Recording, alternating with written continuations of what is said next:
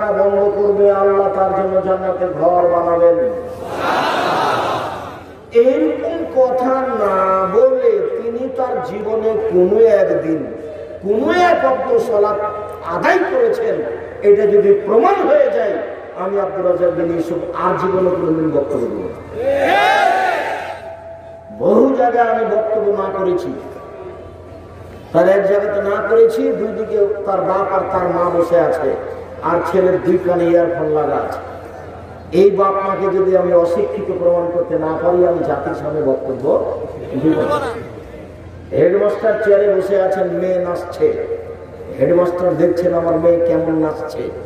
এই হেডমাস্টারকে যদি আমি অশিক্ষিত প্রমাণ করতে না পারি, আমি জাতির সামনে বক্তব্য দিব না। আজকে আরেকটা কথা বললাম, আল্লাহ নবী জীবনে একদিন সালাত শুরু করেছেন, এই কথা না বলে প্রাচীরের মতো হয়ে দাঁড়ান, ফাঁকা বন্ধ করুন, প্রাচীরের মতো হয়ে দাঁড়ান, কাতার সোজা করুন, এরকম না বলে কোনদিন সালাত শুরু করেছেন, এটা প্রমাণ হয়ে গেলে আর বক্তব্য দেব না। আর সেইখানে হুজুর বলে 3 ফুট দূরে, সেইখানে কাবা ঘরে 3 ফুট দূরে, ধরো পাগল হয়ে গেছে। ধরো রাজশাহী চাপাডাবাজের হাওয়াই লাড্ডু, লাড্ডু হয়তো চায় उसको खाने में चाय उसको छोड़ दे, ভুল হিসাব। কাবা ঘর কেন? কিয়ামত পর্যন্ত যদি কাবা ঘরে আর কোনদিন পাশাপাশি না দাঁড়াই, তবু তা বৈধ হবে না, তা নাজায়েজ, তা হারাম। কিয়ামত পর্যন্ত মানুষকে পায়ের সাথে পা প্রাচীর মতো হয়ে মিলিয়ে দাঁড়াতে হবে, এটাই চূড়ান্ত। এর বিকল্প পথ পন্থা কিয়ামত পর্যন্ত গ্রহণীয় হবে না। হুজুর কেন আজ থেকে নিয়ে কাবা ঘরে যদি আর কোনদিন প্রাচীরের মতো হয়ে না দাঁড়ায়, তবু তা বৈধ হবে না। কাবা ঘর ধর্ম নয়, ধর্ম হচ্ছে মুহাম্মদ সাল্লাল্লাহু আলাইহি সাল্লাম তার বাণী হাদিস, আল্লাহ রেখে যাওয়া কোরআন। যে কোরআন বারবার বোঝার জন্য আব্দুর রহমান আপনাদের সামনে বলছিল ও আপনাদের অনুভূতির উপরে বারবার আঘাত করতে চাচ্ছিল যে একটু অনুভূতি পরিবর্তন করেন, একটু কোরআন পড়ার চেষ্টা করেন। বিশাল কিছু সূরা ইখলাস 3 বার পড়লে একবার কোরআন মাজিদ পড়ার সামান্য কি হয়? মানুষ একটু ভাবে না, প্রয়োজন মনে করে না। সম্মানিত দিন ভাই বোন, তাহলে করোনা ভাইরাস যদি ছোঁয়াচে রোগ না হয়, তাহলে এটা কি? তাহলে এটা বিপদ, তাহলে এটা বালা, তাহলে এটা মুসিবত। মানুষের উপরে বালা মুসিবত আসে, তাই তাহলে কি করতে হবে? তো রাসূল সাল্লাল্লাহু আলাইহি সাল্লাম থেকে যা পাওয়া যায় তাই করতে হবে। চন্দ্রগ্রহণ লেগেছে, সূর্যগ্রহণ লেগেছে, বিপদ, চলো চলো চলো চলো, দৌড়াও দৌড়াও, দেখি আল্লাহ রাসূল কি করেন। দৌড়িয়ে গিয়ে দেখছেন আল্লাহ রাসূল সালাত শুরু করেন। তিনি সালাতের এক পর্যায়ে বলছেন, শোনো, চন্দ্রগ্রহণ, সূর্যগ্রহণ বিপদ, এটা আল্লাহর ক্ষমতা, আল্লাহ তার ক্ষমতাকে ঢুকিয়ে ধরেছেন, তোমরা সতর্ক হও। এখন বিপদ থেকে বাঁচার জন্য 1 সালাত আদায় করো, 2 দোয়া করো, 3 দান খায়রাত করো, 4 জিকির আজকার করো, 5 ক্ষমা চাও, ইস্তেগফার, আস্তাগফিরুল্লাহ করলে। এই 5টা করতে হলে রাস্তাঘাট বন্ধ করে, যমুনা ব্রিজ বন্ধ করে করবেন না মসজিদে গিয়ে করবেন? মসজিদে বলে দিয়েছে যে জুমার সালাতে 10 জন আর 5 ওয়াক্ত মসজিদে 5 জন। ইমাম সাহেব ঠেকাচ্ছে, ঢোকবেন না ঢোকবেন না ঢোকবেন না। আবার কত কি তার কোনো হিসাব নাই। মানে শরীয়তের সাথে সব অন্যায়। ব্যাংকে লাইন লেগে সবাই টাকা নিচ্ছে, আর ঢাকা শহরে একজন আরেকজন মসজিদে 3 ফুট দূরে। ধর্ম পাগল হয়ে গেছে। ধর্ম পাগল হয়নি, এই 3য় শ্রেণীর হুজুরই পাগল হয়েছে। বিকল্প কোনো কথা কোনো মায়েরা কিয়ামত পর্যন্ত প্রমাণ করতে পারবে না। আমি আব্দুর রাজ্জাক বিন ইউসুফ বলছি, রাসূল সাল্লাল্লাহু আলাইহি ওয়াসাল্লাম চূড়ান্তভাবে বলেছেন, প্রাচীরের মতো দাঁড়াতে হবে, এটাই চূড়ান্ত। এমন কোনো বিপদ পৃথিবীতে নাই যে বিপদের কারণে মসজিদ বন্ধ হতে পারে। এমন কোনো বিপদ যদি প্রমাণ হয়ে যায় যে বিপদের কারণে মসজিদ বন্ধ হতে পারে, আমি আব্দুর রাজ্জাক বিন ইউসুফ আবার একটা কথা বললাম, আমি সেদিন থেকে আর বক্তব্য দেব না। মসজিদ বন্ধ করতে হবে, বিপদের জন্য অবাক কথা। ধর্ম মানুষের কাছে পাগল হয়ে গেছে, ধর্ম দেশের সরকারের কাছে চলে গেছে। অসম্ভবটা হতে পারে না। ধর্ম জাতির কাছে থাকবে, যে ড্রেনে পড়ে আছে তার কাছে ধর্ম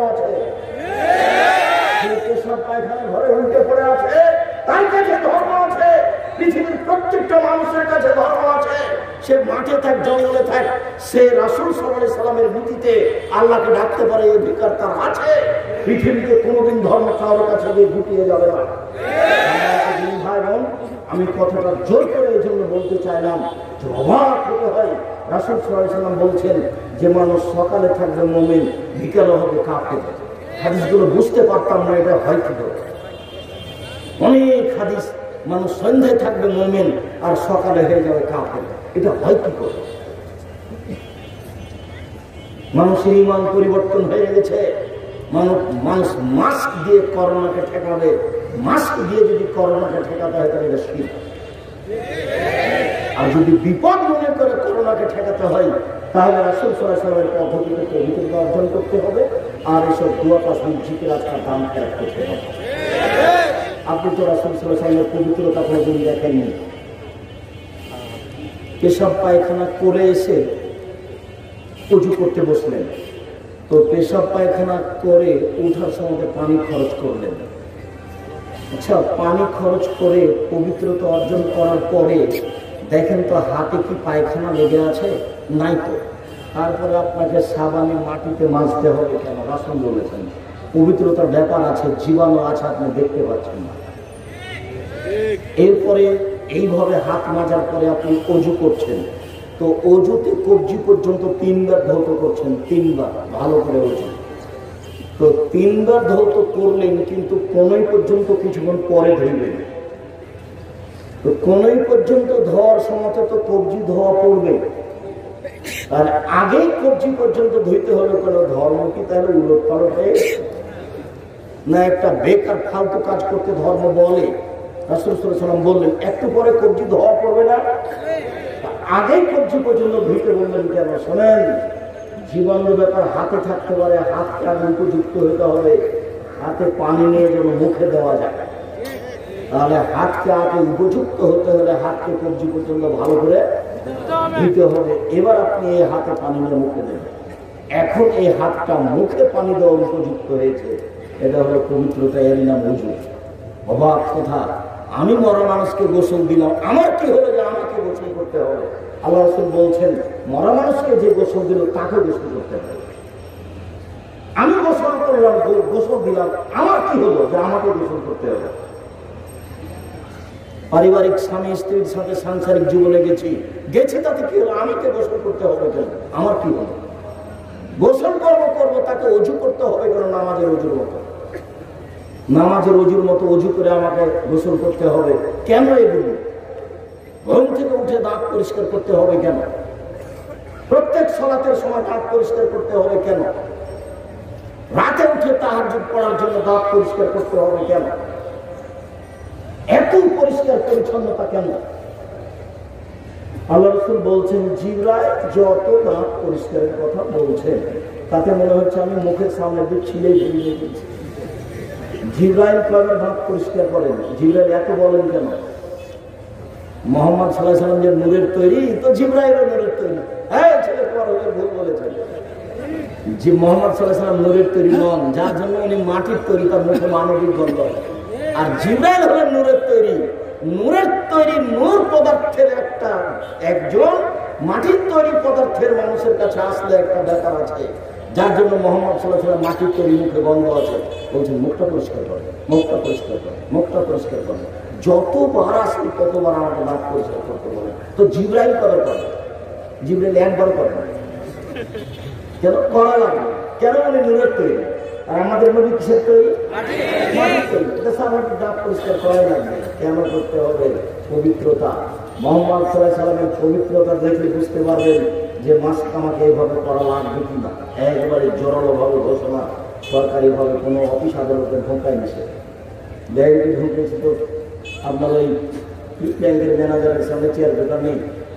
কেন বললাম ভাই আপনার সামনে যে চেয়ার পেটা থাকবে কি হয়েছে? কথা যাবে না। দেখি আপনি করোনা ভাইরাস কেমনে ঠেকাতে পারেন। কদিন পরে দেখছি ওটাই করোনা ধরেছে। সাহেব রাসূল সাল্লাল্লাহু আলাইহি ওয়াসাল্লামের পদ্ধতিতে আসেন, পবিত্রতা সুন্দরভাবে অর্জন করার চেষ্টা করেন। বিপদ যদি করোনা হয় তাহলে 5টা পদ্ধতি।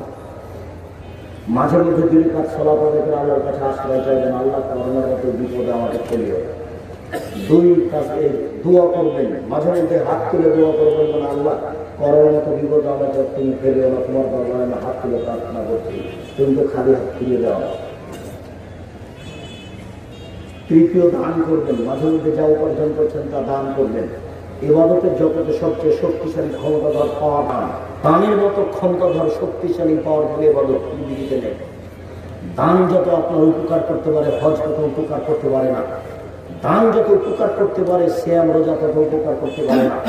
দান যত আপনার উপকার করতে পারে, সালাত তত উপকার করতে পারে না। দান যত আপনার উপকার করতে পারে, এক ফোঁটা চোখের পানি যাতে আল্লাহ সবচেয়ে বেশি সন্তুষ্ট হয়, সেটা উপকার করতে পারে না। দান সবচেয়ে শক্তিশালী পাওয়ারফুল ক্ষমতাধর ইবাদত, বালা বিপদ মুসিবত দূর করে দিতে পারে, ঠেকে দিতে পারে, একটা থেকে আর একটা ঘটে দিতে পারে। দান করে জানাতে আপনার মায়ের কবরের শাস্তি বন্ধ হয়ে গেল। অবাক ক্ষমতা দান, দানের ক্ষমতা খুব বেশি, অনেক বেশি। বিচার মাঠে বিচার হতে থাকবে, আর দানের ছায়া তলা আপনি থাকবেন, অন্য কিছু আপনার সামনে এভাবে আসবে না যতদিন পর্যন্ত আপনার বিচার না হচ্ছে। 3 দিন, 3 বছর, 3 মাস, 3 লক্ষ বছর, যা হবে হোক। আব্দুল রাজ্জাক সাহেব বলেছেন 3 দিন যদি লেট হয় তাহলে হবে 1.5 লক্ষ বছর। 1.5 লক্ষ বছর যদি আপনার বিচারের দেরি হয় তাহলে 1.5 লক্ষ বছর আপনার ছায়া করে থাকবে দান। ভিন্ন ধরনের ক্ষমতাশীল ইবাদত হলো দান। তা আপনি দান করেন, করোনা ভাইরাসকে লক্ষ্য করে আপনি জিকির আজকার করুন, সুবহানাল্লাহ, আলহামদুলিল্লাহ, আল্লাহু আকবার বলেন। আব্দুল্লাহ একদিনের বক্তব্যে বলছিল, সেই দিনের আগে আমি ওভাবে বুঝতে পারিনি। সেটা হলো যে ফাতেমা এসেছেন কাজের লোক চাইতে বাপের কাছে, তো দেখলেন যে মোহাম্মদ সাল্লাল্লাহু আলাইহি ওয়াসাল্লাম বাড়িতে নেই। তো আয়েশাকে বলে গেলেন যে আমি আব্বার কাছে একটা কাজের লোক চাইতে এসেছিলাম, আমার হাতে ব্যথা হয়ে যায়, চাকি জাঁতা টেনে আমার হাতে ব্যথা হয়ে যায়, আমি পারি না, তো একটা কাজের লোক আব্বার কাছে নেওয়ার জন্য এসেছিলাম। আল্লাহ রসুল নেই, আল্লাহ রসুল আসতে আয়েশা বলে দিলেন ফাতেমা এসেছিল একটা কাজের লোক নিয়ে আসতে নেওয়ার জন্য। ও আচ্ছা আচ্ছা ঠিক আছে। তো কথা শুনেই তখনই মেয়ের বাড়িতে চলে এসেছেন। তো দেখছেন যে মেয়ে জামাই ঘুমিয়ে গেছে, তিনি ওই চৌকিতে গিয়ে বসেছেন। তো রাসূলের পায়ের আঙ্গুল জামাই বেটির গায়ে গিয়ে লেগেছে। তারা তাড়াহুড়া করে উঠছেন, বোকার দাদা, না না না না, তোমাদের উঠতে হবে না, তোমরা থাকো। ফাতেমা, কাজের লোকের জন্য গেছিলে তো তুই এক কাজ করো, সুবহানাল্লাহ, আলহামদুলিল্লাহ, আল্লাহু আকবার 33 বার করে পড়ো। আচ্ছা 33 বার করে আমি তাসবিহ পড়লাম, তো কাজের লোকের কি হলো? ও কি আমার চাকরি টেনে দিবে? তিনি এটা বলে চলে গেলেন। অবাক কথা, এক জিনিস আনতে গেছে বাপে, আর এক জিনিস চাপিয়ে দেয় এই কাজের জন্য। সুবহানাল্লাহ চাকরি টেনে দিতে পারে, আলহামদুলিল্লাহ চাকরি টেনে দিতে পারে, এই দিয়ে চলে গেলেন। শোনেন, মুসা আলাইহিস সালাম বলছেন আল্লাহ যখন বললেন মুসা ফিরআউনের কাছে যাও, সীমা লঙ্ঘন করেছে, দাওয়াত দাও। তো মুসা আলাইহিস সালাম বলছেন যে আমার মুখে একটু অসুবিধা আছে, আমি তোতলা কথা বলতে পারি না, আমি তার কাছে যেতে পারবো না। তখন আল্লাহ বলছেন আমি ঠিক করে দিচ্ছি, তুমি দোয়া পড়ো, রব্বি ইশরাহ লি সাদরি ওয়া ইয়াসসির লি আমরি ওয়াহলুল উকদাতাম মিন লিসানি ইয়াফকাহু কাওলি। তুমি এই দোয়া পড়ো, আমি ঠিক করে দেব, তুমি যাও। তুমি না, এক ঠাকুর দিয়ে এক লোককে মেরে ফেলেছিলাম, আমি যাবো না, আমার সাহস হবে, তাহলে আমার ভাইকে দিতে হবে, হারুনকে আমার সাথে। আচ্ছা ঠিক আছে, হারুনকে দিলাম, তো হারুনকে সাথে নিয়ে যাও। তবু আমার ভয় হচ্ছে, ও কি যে বলে কি যে করে। আচ্ছা ঠিক আছে, ও যা বলবে আমি তা শুনবো, যা করবে আমি দেখবো, তুমি যাও। 2 ভাই মিলে চলে গেলেন। তখন আল্লাহ বলছেন দেখো, আল্লাহ তানিয়া ফি যিকরি, আমাকে ডাকতে গেল অলসতা করো না, আমাকে যদি ডাকতে অলসতা করো তাহলে সব উল্টে দিব। তাহলে বোঝা যাচ্ছে যে সুবহানাল্লাহ, আলহামদুলিল্লাহ, আল্লাহু আকবার কাজের লোক হয়। সুবহানাল্লাহ, আলহামদুলিল্লাহ তে ব্যবসায় সুবিধা আছে, সুবহানাল্লাহ, আলহামদুলিল্লাহ তে বিপদ দূর হয়ে যায়। এদিকে কোরআন মাজিদের আয়াত আর এদিকে বুখারী মুসলিমের হাদিস। আনতে গেলেন কাজের লোক, দিয়ে দিলেন সুবহানাল্লাহ, আলহামদুলিল্লাহ, আল্লাহু আকবার। তাহলে বোঝা যাচ্ছে যে কাজের লোকের ব্যবস্থা এখানে হবে, এই দিয়েই হবে। আপনি তাসবিহ তাহলিল জিকির আজকাল করেন, করোনা বন্ধ হবে, আপনার কাছে আসবে না। 5 ইস্তেগফার, ক্ষমা, আস্তাগফিরুল্লাহ ওয়া আতুবু ইলাইহি, আস্তাগফিরুল্লাহ লা ইলাহা ইল্লা হুয়া হাইয়ুল কাইয়্যুম ইলাইহি রব্বি ফিরলি ওয়া তুব আলাইহি ইন্নাকা আনতাত তাওয়াবুল গফুর। আল্লাহুম্মা আনতা রাব্বি লা ইলাহা ইল্লা আনতা খালাকতানি ওয়া আনা আবদুকা ওয়া আনা আলা আহদিকা ওয়া ওয়া'দিকা মাসতাতা'তু আউযু বিকা মিন শাররি মা সানা'তু আবু আলাকা বিনি'মাতিকা আলাইয়া ওয়া বিযামবি ফাগফিরলি ফাইন্নাহু লা ইয়াগফিরু ইল্লা আনতা। এটা হচ্ছে ক্ষমা চাওয়ার সরকার। ক্ষমা চাওয়ার জগতে এটা হলো মূল সাইয়্যিদুল ইস্তিগফার, ক্ষমা চাওয়ার সরকার। যত দোয়া আছে ক্ষমা চাওয়ার, তার সবচেয়ে ব্যতিক্রম ভিন্ন ধরনের দোয়া হলো এই দোয়াটার নাম সাইয়্যিদুল ইস্তিগফার। মুরব্বীকে সময় দেওয়া আছে 8 দিন, আর তোমার সময় কতদিন আছে? 24 ঘন্টা। 24 ঘন্টায় তোমাকে দোয়া মুখস্থ করতে হবে, করতেই হবে। চাঁপাই নবাবগঞ্জের ভাষাতে বলেছে তোমাকে তো করতে হবে না, তোমার বাপকে করতে হবে, করতেই হবে যে কোনো মূল্যে। 7 দিনের মধ্যে মুরব্বী দোয়া মুখস্থ করতে হবে, তার নাম সাইয়্যিদুল ইস্তিগফার। আপনাকে আমি জোরালো অনুরোধ করছি যে কোনো মূল্যে আপনি দোয়া মুখস্থ করুন। আপনি তওবা ইস্তিগফার করুন, করোনা থেকে বাঁচা যাবে যদি করোনা বিপদ হয়। আর করোনা বিপদের কথাই ঠিক। মহান আল্লাহ বলেন আল্লাহ তাআলা চিরদিনের জন্য সুদকে হারাম করেছেন আর ক্রয় বিক্রয় ব্যবসাকে হালাল করেছেন। সুদ হারাম করেছেন এই কথা শেষ, কিন্তু ব্যবসাকে হালাল করেছেন এই কথা কেন বললেন আল্লাহ পাক? ব্যবসাতে লাভ হয়, সুদে লাভ হয়, তো মানুষ এক শ্রেণীর বলছিল ব্যবসাটা সুদও পায়, তো দুটাই চলে। তখন আল্লাহ তাআলা বলেন না, এটা তো নয়, সুদে তো কোনো বিনিময় থাকে না আর ব্যবসায়ে বিনিময় থাকে। আপনি ঢাকায় কাপড় কিনেছেন, গাজীপুর এখানে বিক্রি করবেন, তো কাপড়টা আপনি এমনি কিনেছেন না টাকা দিয়ে কিনেছেন? তাহলে বিনিময় হয়েছে, একটা দিয়ে আর একটা। তা আপনি সুদ যে নিলেন, টাকা দিয়ে টাকা নিলেন, তো বিনিময় কি হলো? এই জন্য সুদ হারাম।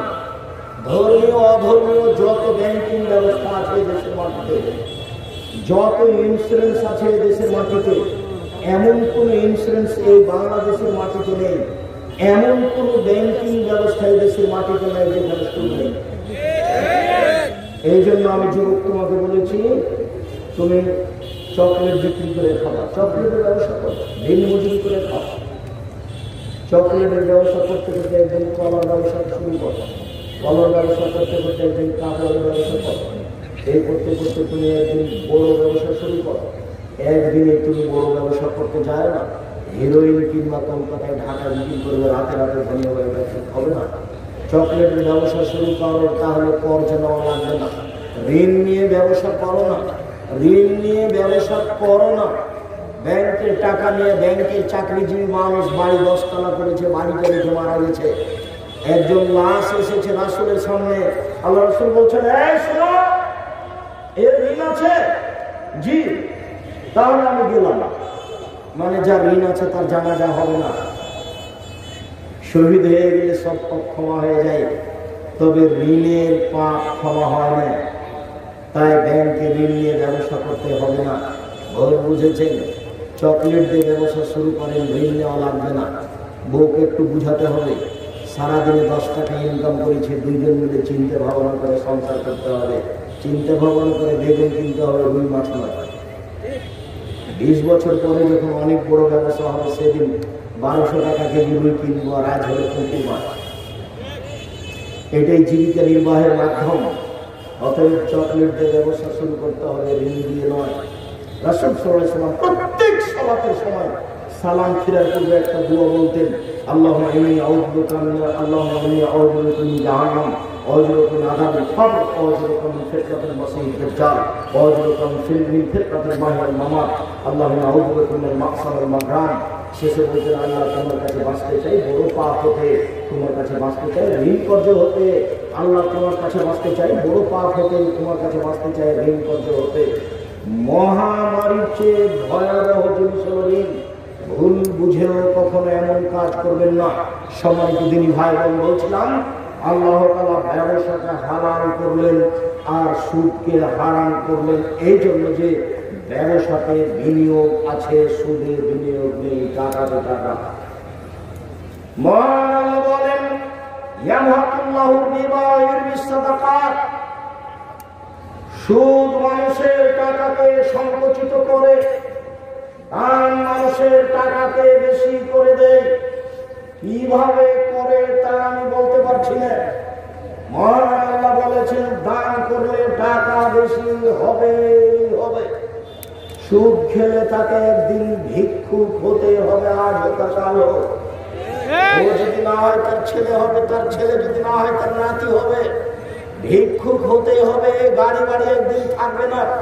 গাড়ি বাড়ি একদিন বেচে ঢাকা শহর থেকে সেই গাজীপুরের জঙ্গলে গাছের ভিতরে চলে যেতে হবে।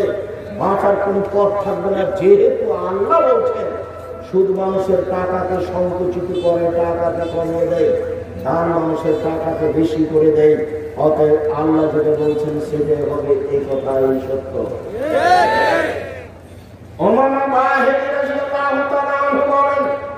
রাসূল সাল্লাল্লাহু আলাইহি ওয়াসাল্লাম বলেছেন যদিও সুদের টাকা বেশি হয় নিশ্চয় তার ফলাফল হচ্ছে নিঃস্ব। নিশ্চয় তার ফলাফল হচ্ছে নিঃস্ব। যদি সুদের টাকা বেশি হয় বলে মনে হচ্ছে, তবু তার ফলাফল হবে নিঃস্ব। সুদ খাওয়ার কারণে পৃথিবীর কয়েকটা দেশে টাকা জমা হয়ে গেছে, আর বাকি দেশগুলি দেউলিয়া হয়েছে। দেখেন আপনি, সুদ খাওয়ার কারণে কয়েকজনের হাতে টাকা চলে গেছে, যাদের নাম আপনারাও জানেন, আর বাকি লোকগুলি নিঃস্ব হয়ে গেছে। আপনাদের গ্রামের এক মহিলা স্বামী স্ত্রী, ওরা কিস্তিতে টাকা উঠিয়েছিল, এখন নাকি বাড়িতে নিয়ে নিয়েছে। ব্যাংক নাকি বাড়িতে কি করেছে, নিয়ে নিয়েছে। নিবে, তোমার সরকারকে নিঃস্ব হতে হবে, দেশ বিক্রি করে দিতে হবে, বাঁচার কোনো পথ থাকবে না। আমি বলিনি, আল্লাহ বলেছেন। আমি বলিনি, মুহাম্মদ সাল্লাল্লাহু আলাইহি সাল্লাম বলেছেন। সুদ যতগুলো পাপ আছে তার একটা সবচেয়ে বড় ভয়াবহ পাপ। সুদে পরকাল যেমন হারায়, ইহকালে তেমন হারায়। ইহকালেও নিঃস্ব হয়ে যায়, ফকির হয়ে যায়, তাকে ভিক্ষে চেয়ে খেতে হবে। তার ছেলে মেয়েকে, তার নাতি নাতিনকে ভিক্ষে চেয়ে খেতে হবে, এটাই কথা। আমি বলিনি, আল্লাহ বলেছেন। আমি বলিনি, মুহাম্মদ সাল্লাল্লাহু আলাইহি সাল্লাম বলেছেন। অতএব যে কোনো মূল্যে তাকে সুদ থেকে ফিরে আসতে হবে। এত বড় পাপ হলে আপনাকে আমি একটু আশ্বস্ত করতে চাই এই মর্মে, ওই ছেলে আপনার পাশ দিয়ে হাঁটছে, ও হাঁটছে কি করে? আপনি তাকে বসতে বলতে পারছেন না? ও যে আরো 5 জনের বক্তব্য ক্ষতি করে। আপনার এত ব্যস্ততা কেন? ধৈর্য কোথায় হয়ে গেল? কোথায় হারিয়ে গেল? ধৈর্য কি ঘোড়ার ডিম? মানুষে বলে ঘোড়ার ডিম, ঘোড়ার ডিম কেউ দেখেনি তো ধৈর্যের কথা মানুষে বলে, ধৈর্য কি ঘোড়ার ডিম? আমরা তো এখানে বসে আছি, আমি তো রাজশাহী থেকে এসেছি, আমি তো এতক্ষণ এখানে বসেছিলাম, তারপরে আমি কথা বলছি। আপনি আমাকে কি দেখাতে চাচ্ছেন? আপনি আর দয়া করে আপনার প্রয়োজন দেখাবেন না আমাকে, যেহেতু আপনাকে আমি সারা রাত এখানে বসে রাখবো না। টিভি চালু করে দিয়ে ঘুমিয়ে যান, সকাল 8টা পর্যন্ত টিভি চলতে থাকে। আর এখানে 1 ঘন্টা বসে থাকতে আপনাকে ইতস্ত বোধ লাগে, সরম বোধ লাগে। রাস্তায় ঘুরে বেড়াচ্ছে আপনার মেয়ে, ওই হিন্দুর মেয়ে, জবাব আমি দিব, আমি দিব, তুমি দিও। মেয়ে জন্ম দিয়েছো, তুমি জবাব তুমি দিও, আমি দিব কেন? আমি তাকে গার্মেন্টসে চাকরি দিয়েছি, দেখুন গার্মেন্টস আমি খুলেছি, তুমি গার্মেন্টস খুলেছো, তুমি তাকে চাকরি দিয়েছো, তুমি আর তার বাপ জবাব দিয়ে বিচার করবে। আমি দিন রাত আপনাকে বলে আসছি, রাসূল সাল্লাল্লাহু আলাইহি ওয়াসাল্লাম এক সফর থেকে আসছিলেন, মদিনায় ঢুকবেন এমন পর্যায়ে তিনি বললেন, এই সময় এখানে অবস্থান করো। যারা বলছেন আল্লাহর নবী আমি নতুন বিবাহ করেছি, আমাকে বাড়ি যেতে দেন। তখন আল্লাহ রাসূল বলছেন, তুমি নতুন বিবাহ করেছো? একটু মজাকেও ভাব তিনি কথা বললেন। তিনি বললেন, বিকরান ও সাইয়্যিদ, অবিবাহিত মেয়ে বিবাহ করেছো না বিবাহিত মেয়ে বিবাহ করেছো? তিনি বললেন, আমি বিবাহিত মেয়ে, তালাক প্রাপ্ত মেয়ে বিবাহ করেছি। তখন আল্লাহ রাসূল বললেন, হাল্লা বিকরান তুলায় দাও তুলায় রোকা, তুমি অবিবাহিত কুমারী মেয়ে কেন বিবাহ করলে না? তুমি তার সাথে খেলতো, তোমার সাথে খেলতো, তুমি এই মেয়ে কেন বিবাহ করলে না? তখন জাবের বলছেন, আল্লাহর নবী শোনেন, আমার পিতা উহুদের যুদ্ধে শহীদ হয়েছেন 6 জন মেয়ে রেখে। বুখারীর এক বর্ণনা এসেছে 8 জন মেয়ে রেখে। আমার 6 জন 8 জন বোন আছে। আমি আমার বোনদের সমবয়সী মেয়ে বিবাহ করতে চাইনি, আমি এমন মেয়ে বিবাহ করতে চেয়েছি যারা কয়েকটা কাজ করতে পারে। এক অর্ধবাহা, যেন আমার স্ত্রী তাদের শিষ্টাচার দিতে পারে। 2 অলে তোয়াল্লে মাহা, অলে তোয়াল্লে মাহন্না, আমার স্ত্রী যেন তাদের শিক্ষা দিতে পারে। 3 বলে তুরাজ্জেলা হন না, আমার স্ত্রী যেন তাদের মাথার চুল চিরুনি করে দিতে পারে। সৌদি আরবে শুধু জন্মের 7 দিনের দিন মেয়ের মাথার চুল বেলে করা হয়, আর কোনো সময় মাথার চুল ছোট করা হয় না। তাই ছোট ছোট মেয়ের বাচ্চার মাথায় অনেক চুল। তারা খুব কষ্ট করে সাবধানতার সাথে সতর্কতার সাথে মেয়েদের চুলকে যত্ন নেয় মা হিসেবে। অনেক সময় লাঠি নিয়ে বসে মেয়ের চুলকে যত্ন করার জন্য মা চেষ্টা করে। আমি এই মেয়ে বিবাহ করতে চাচ্ছি, আমার বোনদের সমবয়সের মেয়ে আমি বিবাহ করবো কেন? আমি এমন মেয়ে বিবাহ করতে চেয়েছি যে আমার বোনদের পরিচর্যা করতে পারে, শিষ্টাচার দিতে পারে। হ্যাঁ ছেলে, এখন যে ওই মেয়েটা হাঁটছে, এখন ওই দেখো একটা মেয়ে, ওর বাপ আছে এতে চট্টগ্রাম, ওর বাপ আছে নীলভামারিতে, ও এখানে হাঁটছে। এখন জবাব আমি দিব না ওর বাপ দিবে? জবাব তুমি দিও, আর ওর বাপ দিতে হবে বিচারের মাঠে। জন্ম দেওয়া বড় কথা নয়, বিচারের মাঠে জবাব দিতে হবে, এটাই হলো বড় কথা। উপার্জনের মধ্যে অর্থ সম্পদ যেমন, ছেলে মেয়ে তেমন। দিন কাটাচ্ছে মাঠে এসে, আর বাপ তাসবিহ পাঠ করছে লন্ডনে, মেয়ে এসেছে এখানে ঢাকা বিশ্ববিদ্যালয়ে পড়ে, আর একজনের সাথে প্রেম করে দিন কাটায়, আর বাপ চলে গেছে তাসবিহকে লন্ডনে, ওখানে তাসবিহ করছে। 2 তাসবিহর বিচার হবে বিচারের মাঠে। অত সহজ নয় বিচারের মাঠ। আলিয়াম লা তামলিকু নাফসুন মিন নাফসিন শাইআ ওয়া লা ইয়াউমা আল আমরু ইয়াউমা ইয়াজিন আলিয়াম লা তামলিকু নাফসুন মিন নাফসিন শাইআ ওয়াল আমরু ইয়াউমা লিল্লাহ। আল্লাহ বিচারের মাঠে বিচার শুরু করার পূর্বে বলবেন, আজ কেউ কারো কোনো উপকার করতে পারবে না, আজ কেউ কারো কোনো কাজে আসবে না, একচ্ছত্র মালিকানা আমার হাতে। এই বিচারের মাঠে তিনি বলবেন, রাজা ধীরাজ আমি, দেশের রাজা স্বৈরাচারী স্বেচ্ছাচারী অহংকারী বদ মেজাজেরা কোথায়? আনা মালিকুল আমর, আমি হচ্ছি রাজা ধীরাজ। সেদিন এই কথা ঘোষণা দিয়ে তিনি বিচার আরম্ভ করবেন। সেদিন বাপ বেটি বুঝতে পারবে এভাবে অন্যায় করা কি জিনিস, এইভাবে গার্মেন্টসের সময় কাটানো কি জিনিস। আমি মেয়েদের মান মর্যাদার বিরুদ্ধে কখনো বলিনি, আমি মেয়েদের মান মর্যাদা রক্ষার জন্য বলেছি, তাদের বিরুদ্ধে আমি কোনোদিন বলিনি। তবে যারা এইসব জায়গায় আছে জবাব তাদেরকে দিতে হবে, এই কথাই ঠিক। বরং আমি এই কথাই বলেছি, রাসূল সাল্লাল্লাহু আলাইহি ওয়াসাল্লাম বলেছেন, মেয়েদের জন্য জান্নাতের সব দরজা খোলা, যদি মেয়েরা 4টা কাজ করতে পারে। যদি মেয়েরা 4টা কাজ করতে পারে তাহলে জান্নাতের সব দরজা খোলা। 1, 5 ওয়াক্ত সালাত আদায় করবে। 2, রমজান মাসের রোজা সিয়াম পালন করবে। 3, স্বামীকে মেনে চলবে। 4, জরুরি প্রয়োজন ছাড়া বাইরে যাবে না। 1, 5 ওয়াক্ত সালাত আদায় করবে। 2, রমজান মাসের সিয়াম পালন করবে। 3, স্বামীকে মেনে চলবে। 4, জেনায় লিপ্ত হবে না। যদি এই 4টা কাজ তারা করে যায় ঠিক মতো, তাহলে তাদের জন্য জান্নাতের সব দরজা খোলা। 1, 5 ওয়াক্ত সালাত আদায় করবে। 2, রমজান মাসের রোজা থাকবে। 3, স্বামীকে মেনে চলবে। 4, জেনায় লিপ্ত হবে না। যদি দুর্ঘটনা হয়ে যায় তাহলে আজ থেকে তওবা করতে হবে। মানুষ যদি তওবা করে তাহলে তার অতীতের পাপকে আল্লাহ নেকি দিয়ে পাল্টে পূর্ণ করে দেয়। ওই পাপ নেকিতে পূর্ণ হয়ে যায় তওবা করে কে? আল্লাহকে জেনে শুনে তার কাছে ক্ষমা চায় কে? সর্বশক্তিমান তিনি, ক্ষমা করতে পারেন তিনি, শাস্তি দিতে পারেন তিনি। এই স্বীকৃতি দিয়ে যদি কেউ ক্ষমা চায় তাহলে সত্যি সত্যই আল্লাহ বলেছেন যেটা সেটাই বাস্তবায়ন হবে, তার পাপ নেকিতে পূর্ণ হবে। অতএব অতীতকে হিসাব করে আল্লাহর কাছে ক্ষমা চাওয়ার জন্য তোমাকে বলছি, এই উপস্থিত মেয়ে তুমি সাবধান হও, সতর্ক হও। আপনাকে বলছি, ব্যবস্থাপনা আপনি নিয়েছেন, পদক্ষেপ আপনি নিয়েছেন, মেয়ে আপনার, জবাব আপনাকে দিতে হবে। সম্মানিত দিনী ভাই বোন, বলছিলাম সুদ চিরদিনের জন্য হারাম। রাসূল সাল্লাল্লাহু আলাইহি সাল্লাম বলেন, যে সুদ খায় তার উপরে অভিশাপ, যে সুদ দেয় তার উপরে অভিশাপ, যে সুদের কথা লিখে তার উপরে অভিশাপ, যে সুদের উপরে সাক্ষী থাকে তার উপরে অভিশাপ। এরা সবাই সমান।